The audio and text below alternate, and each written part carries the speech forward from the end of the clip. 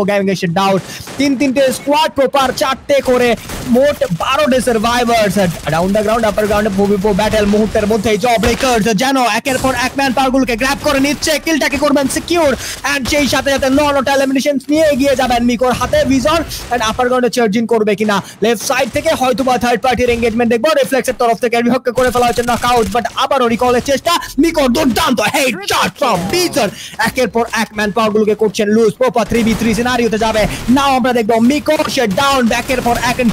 আরো একটা elimination capture করবে আরো একটা ম্যান পাওয়ার লুজ করবে সেই সাথে সাথে জেবি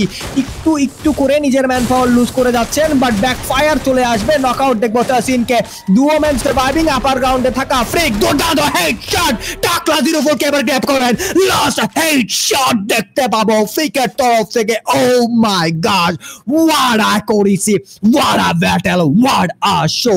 নাও 1v2 সিনারিও এমকের সোলো সার্ভাইভার তানবীর থাকবে ব্যাকফুটে থাকা ফ্রিক অ্যান্ড বিয়কের দুর্দান্ত একটা ডুও কম্বো অলরেডি চার্জিং করে নিজের পজিশন করে ফেলা হয়েছে রিভিল বিয়কের তরফ থেকে M79 এর ইউজেস হয়তো আমরা দেখতে পাবো বলতে চার্জিং ড্যামেজ করা হয়েছে প্রোভাইড ওয়াল প্লেস করবেন ব্যাকফুট থেকে থ্রো ওয়ালস গুলো ছড়া হচ্ছে ক্যারেক্টার স্কিল ইউজ করে M590 চার্জিং সুযোগটা দিবেন না freak 2-2 and a magical booyah grab করবে টিম জও breakers OP in the chat oh my God they এন্ডের যে অ্যাগ্রেশন